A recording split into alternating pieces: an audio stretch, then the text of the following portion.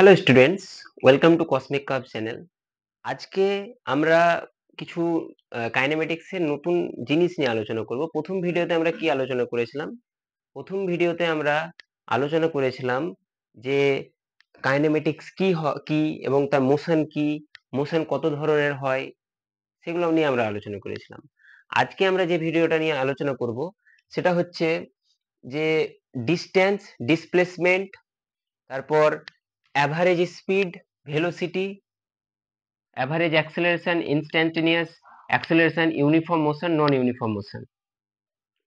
তো এই ভিডিওতে আমরা প্রথম যেটা ডিসকাস করব সেটা হচ্ছে ডিস্টেন্স আর ডিসপ্লেসমেন্ট।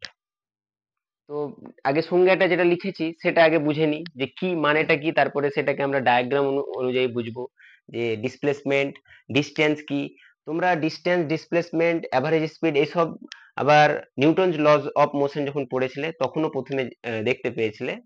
এখন আমরা ডিস্টেন্সটা দেখি। Distance is the actual path length covered by a moving particle or body in a given time interval, while displacement is the change in position vector, that is a vector joining initial to final position. তো সংজ্ঞাটা লেখার পরে এবার আমাদেরকে ডায়াগ্রামে বুঝতে হবে যে এই মানেটা কি বলছে। ধরো এটা যদি আমাদের ডিরেকশন দেখায়, তো এটা নর্থ, এটা ইস্ট, এটা ওয়েস্ট, এটা সাউথ। তো কোনো ব্যক্তি প্রথম পূর্ব দিকে গেছে 3 মিটার, 3 মিটার গেল পূর্ব দিকে। তারপর কি করলো? সে গেল, ঘুরে গেল উত্তর দিকে, নর্থ দিকে গেল 4 মিটার। ঠিক আছে? তাহলে এই যে আমরা এটা তাহলে পিথাগোরাস থেকে এটা কত পাবো? √3² প্লাস 4² সমান কত? 5 মিটার। ডিস্টেন্স হচ্ছে সেটাই যতটা আমি পথ অতিক্রম করলাম, মানে এই যে পূর্ব দিকে 3 মিটার প্রথমে গেলাম, তারপরে এখান থেকে আবার আমি উত্তর দিকে 4 মিটার গেলাম, তাহলে ডিস্টেন্স এখানে কত হলো? ডিস্টেন্স হলো 3 মিটার প্লাস 4 মিটার সমান কত? 7 মিটার। ডিসপ্লেসমেন্ট কত হবে? ডিসপ্লেসমেন্ট হবে, আমি প্রথমে এখানে লিখেছি যে vector joining initial to final position. Initial position কত? এখানে ইনিশিয়াল পজিশন এটা, ফাইনাল পজিশন কত? এখানে আছে। তো ইনিশিয়াল আর ফাইনাল পজিশনের ডিস্টেন্স কত? 5 মিটার। তাহলে ডিসপ্লেসমেন্ট হচ্ছে 5 মিটার। এবার একটা এক্সাম্পল নেওয়া যাক যে আরো ভালো বোঝার জন্য। একটা সেমি সার্কেল আছে, যার রেডিয়াস হচ্ছে 10 মিটার, আর ইকুয়াল টু 10 মিটার। একটা ব্যক্তি এখানে থেকে স্টার্ট করলো, হাঁটতে হাঁটতে হাঁটতে হাঁটতে হাঁটতে সে এই পজিশনে এলো, এ পজিশন থেকে বি পজিশনে এলো, তাহলে তার ডিস্টেন্স কত হবে? ডিস্টেন্স এখানে হবে কত? না পাই আর, কারণ সে এখান থেকে এখানে গেছে পুরোটা। তাহলে পাই আর যদি হয় তাহলে পাই ইন্টু 10 মিটার সমান কত? 31.4 মিটার। এটা 3.14। ডিসপ্লেসমেন্ট কত? ডিসপ্লেসমেন্ট হচ্ছে এই যে ইনিশিয়াল পয়েন্ট এ আর ফাইনাল পয়েন্ট কত? বি। তাহলে এই যে ডিস্টেন্সটা, ইনিশিয়াল আর ফাইনাল পজিশন যে জয়েন করছে ভেক্টর, সেটাই হচ্ছে ডিসপ্লেসমেন্ট। তাহলে কত এটা? 2r। তাহলে 2 ইন্টু 10 মিটার সমান হচ্ছে 20 মিটার। তাহলে ডিস্টেন্স আর ডিসপ্লেসমেন্ট বোঝা গেল, আমরা উদাহরণের সাহায্যে বুঝলাম যে ডিস্টেন্স আর ডিসপ্লেসমেন্টের মধ্যে পার্থক্য কি। ডিস্টেন্স, আর একটা জিনিস মাথায় রাখতে হবে যে distance always greater than equal to displacement. সব সময় ডিস্টেন্স ডিসপ্লেসমেন্টের থেকে বড় হবে। এবার যদি আমরা আরেকটা এক্সাম্পল নিই, মানে তোমাদের আরো কনসেপ্ট ক্লিয়ার করার জন্য যে আরেকটা এক্সাম্পল নেওয়া যাক। ধরো একটা সার্কেল নিয়ে নিলাম, সার্কেল নেওয়ার পরে এর রেডিয়াস একটা ধরে নিলাম যে আর ইকুয়াল টু আমার 10 মিটারই ধরলাম। তো একটা ব্যক্তি এই পজিশন থেকে স্টার্ট করলো, এ পজিশন থেকে আবার এ পজিশনে এলো, তাহলে এটা ডিস্টেন্স কত হবে? ডিস্টেন্স হবে সার্কেলের পরিধি মানে 2 পাই আর সমান হচ্ছে 2 পাই ইন্টু 10 মানে 20 পাই মিটার। কিন্তু যেহেতু ইনিশিয়াল আর ফাইনাল পয়েন্ট সেম জায়গায় চলে এসছে, তাই ডিসপ্লেসমেন্ট কত হবে? ডিসপ্লেসমেন্ট হবে 0। ইনিশিয়াল আর ফাইনাল পজিশন সেম পয়েন্টে আছে, তাই ডিসপ্লেসমেন্ট হবে 0 মিটার। ঠিক আছে, তাহলে ডিস্টেন্স আর ডিসপ্লেসমেন্ট কি বোঝা গেল উদাহরণের সাহায্যে আমরা বুঝলাম যে ডিস্টেন্স আর ডিসপ্লেসমেন্টের মধ্যে কি কি পার্থক্য আছে। তো এবার আমরা আলোচনা করব অ্যাভারেজ স্পিড আর অ্যাভারেজ ভেলোসিটি। তাহলে অ্যাভারেজ স্পিড আর অ্যাভারেজ ভেলোসিটি ডিস্টেন্স আর ডিসপ্লেসমেন্ট যেটা আছে, অ্যাভারেজ স্পিড আর ভেলোসিটি যেটা আছে ডিসপ্লেসমেন্ট আর ডিস্টেন্সকে জানতে হবে ভালোভাবে, তারপরে আমরা বুঝতে পারবো কি অ্যাভারেজ স্পিড আর ভেলোসিটি। তাহলে অ্যাভারেজ স্পিডকে আমরা যেভাবে লিখি সেটা হচ্ছে, আগে লিখি তারপরে বুঝবো। অ্যাভারেজ, এটা হচ্ছে অ্যাভারেজ স্পিড,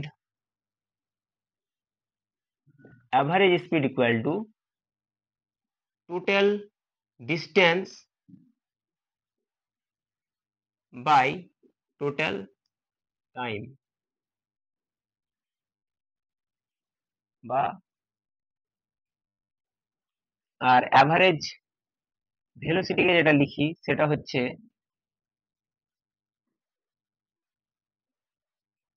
টোটাল ডিসপ্লেসমেন্ট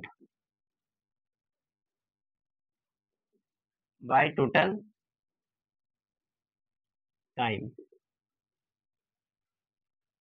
এখান থেকে বোঝাই যাচ্ছে যে অ্যাভারেজ স্পিড আমরা ডিস্টেন্স কে কভার করবে, কিন্তু অ্যাভারেজ ভেলোসিটি কি ডিসপ্লেসমেন্ট দেখবে, যে কোন ফাইনাল আর ইনিশিয়াল পয়েন্টটা দেখবে, তাহলে আমি অ্যাভারেজ ভেলোসিটি পাবো। ধরো একটা এক্সাম্পল নিই, এক্সাম্পল একটা সেমি সার্কেল আবার নিয়ে নিলাম, রেডিয়াস যার হচ্ছে 1 মিটার, রেডিয়াস হচ্ছে 1 মিটার। এবার এই ব্যক্তি এই পজিশন থেকে এই পজিশনে এসছে, আর টাইম লেগেছে তার যেতে ধরুন 2 সেকেন্ড লেগেছে,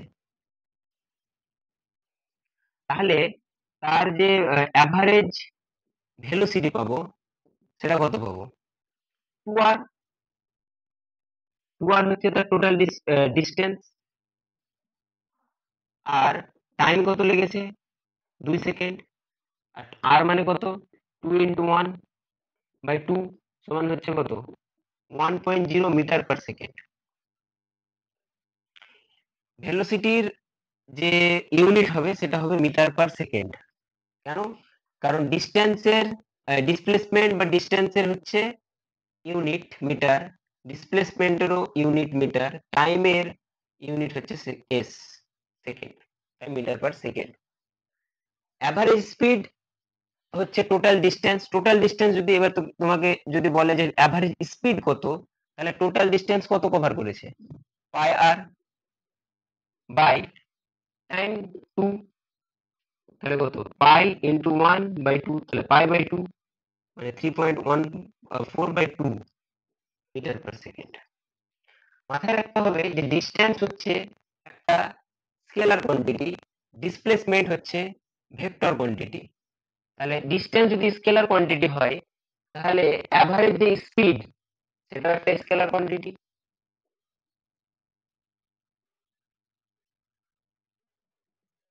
আর ডিসপ্লেসমেন্ট যদি ভেক্টর কোয়ান্টিটি হয়, তাহলে অ্যাভারেজ ভেলোসিটিও একটা ভেক্টর কোয়ান্টিটি।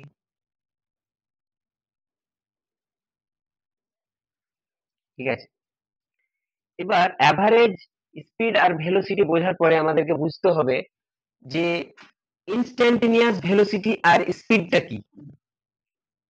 ইনস্ট্যান্টেনিয়াস স্পিড বা ভেলোসিটি হচ্ছে সেটাই যখন আমি একটা টাইম, মানে ক্ষুদ্র টাইমে কোন একটা পার্টিকেল বা বডির ইয়ে দেখছি, ভেলোসিটি দেখছি, মাপছি, মানে এটাকে যেভাবে যেভাবে ডিফাইন করা হয় সেটা হচ্ছে instant, instant equal to limit delta t tends to zero delta s by delta T.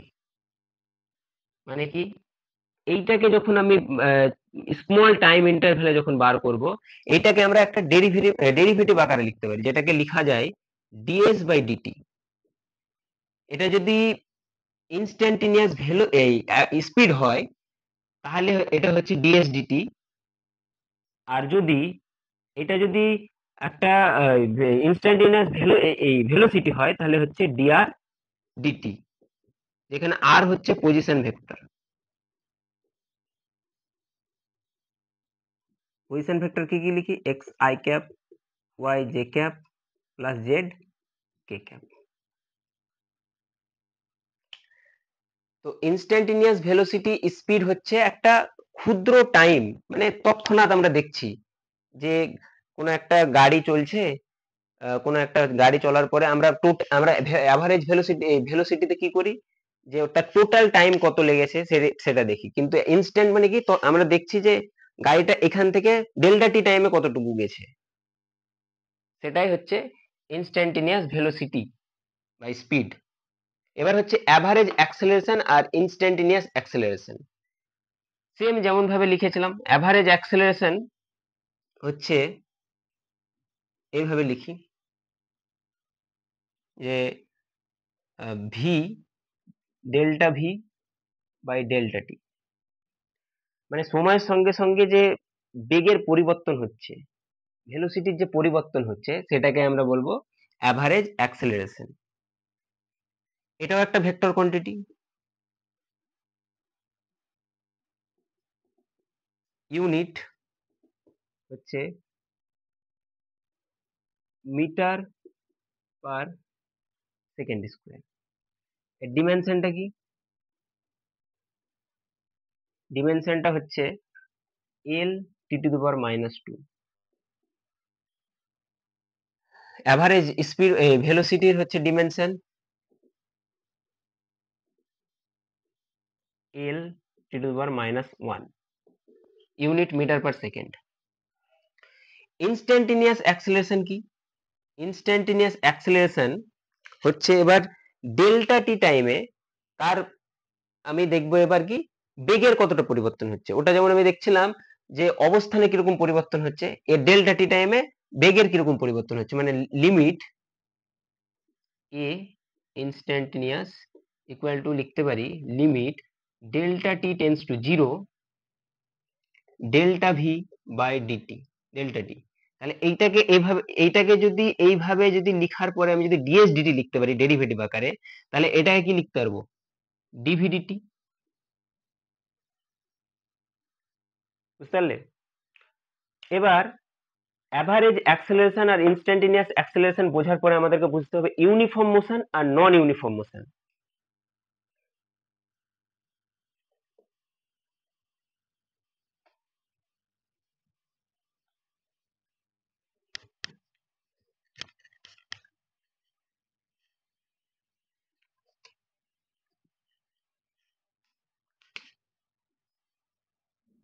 Uniform motion, ধরো একটা বস্তুকে আমি ওপর থেকে নিচে যখন ফেলছি, একটা বস্তুকে যখন ওপর থেকে আমি নিচে ফেলছি তখন কি হচ্ছে, এর দিকের কোনো পরিবর্তন হচ্ছে না, মানে এইভাবে এসে পড়ছে, একটা দিকেই পড়ছে, কিন্তু তার কন্টিনিউয়াসলি কি হচ্ছে, বেগের পরিবর্তন হচ্ছে, যত নিচে যাচ্ছে তত কি আরো বেগটা ক্রমশ বেড়েই যাচ্ছে। তাহলে কি এইসব যখন মোশন হবে, মানে কোনো একটা বস্তুকে যখন অবাধে ফেলবো যখন আমি, তখন সেটাকে আমরা বলবো অসমবেগ বা হচ্ছে নন ইউনিফর্ম মোশন। কিন্তু যদি কোনো একটা বস্তুর বেগ আর দিক দুই